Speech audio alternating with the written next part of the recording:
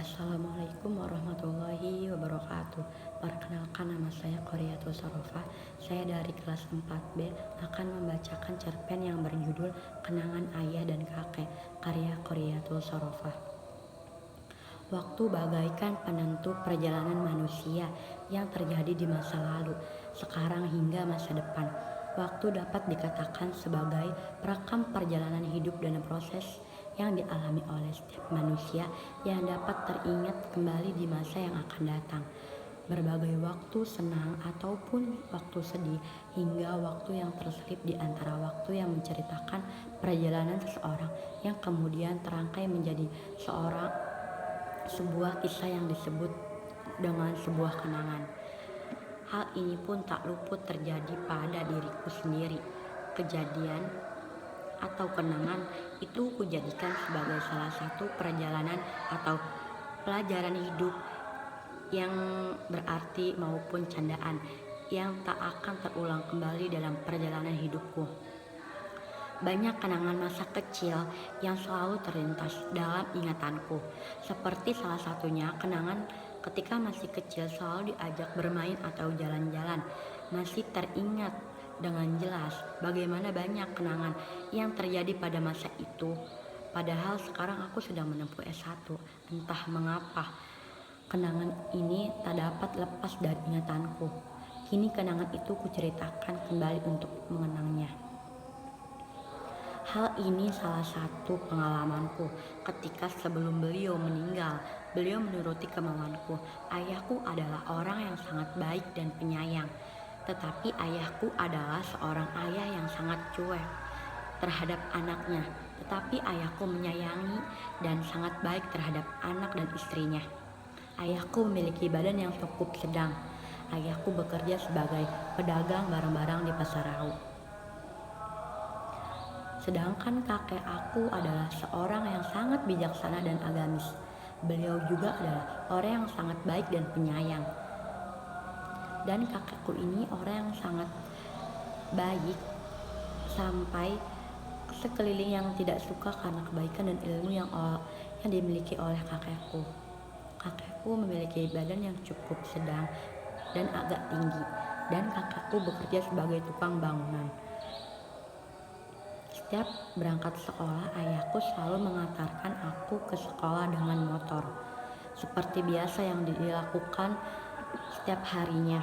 Sedangkan pulang sekolah, aku selalu jalan kaki bersama teman-teman aku.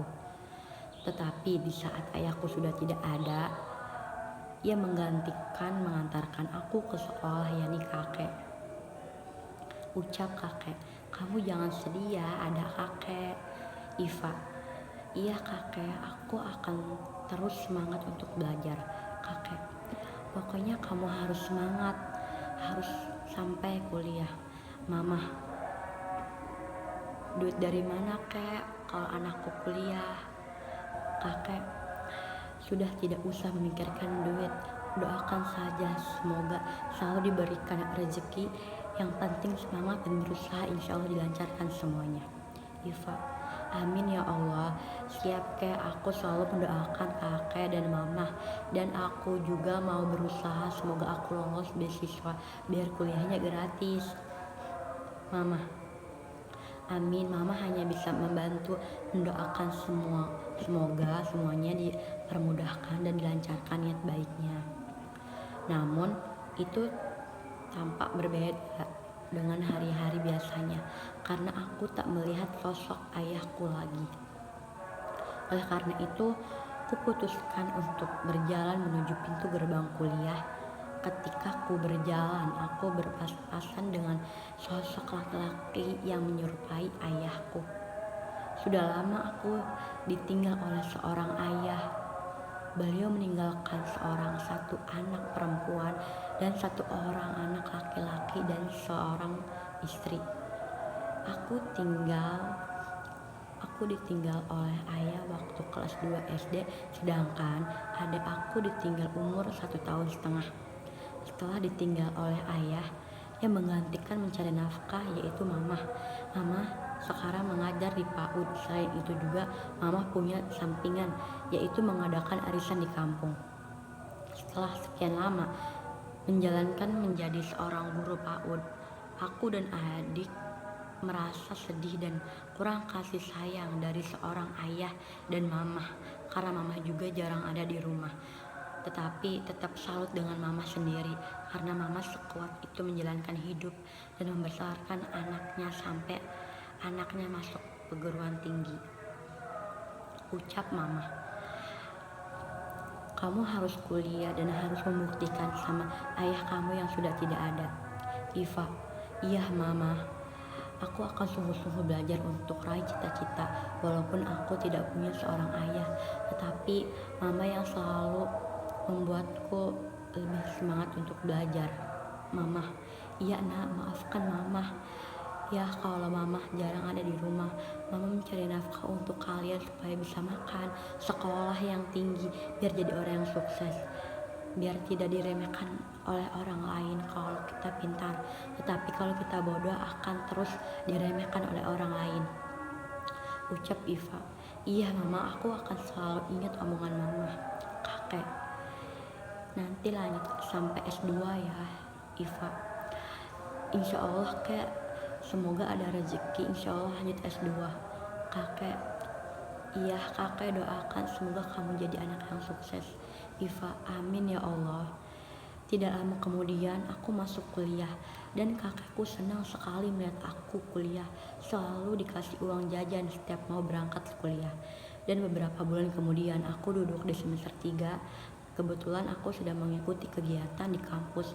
Setelah itu aku pulang dari tempat kegiatan tersebut. Aku dan kakak ada di rumah. Tiba-tiba setelah Isya, kakek meninggal dunia.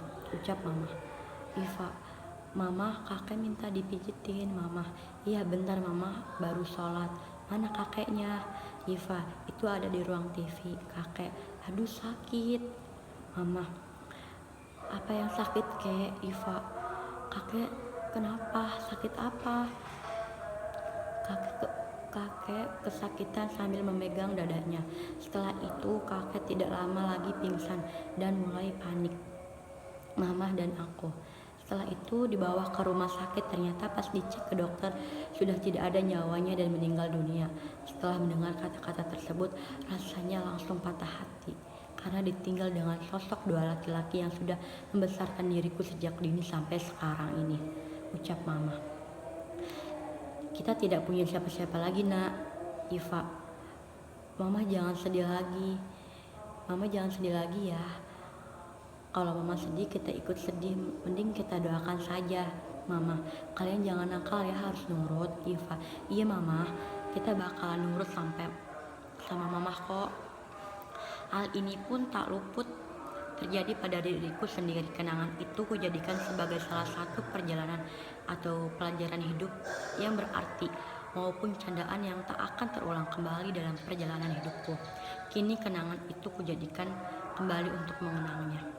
Oleh karena itu, jika ku teringat kejadian tersebut, aku ingin sedih yang bercampur marah. Namun itu adalah salah satu kenangan yang mungkin tak akan kulupakan hingga sekarang. Dan aku tahu sekarang alasan ayahku tak pernah memanjakan aku. Mungkin dia mengajarkan aku untuk bisa hidup mandiri, tetapi aku selalu dimanjakan oleh kakek.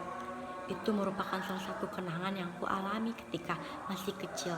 Mudah-mudahan pengalaman ini dapat menghibur kalian yang membacanya. Salam kenal.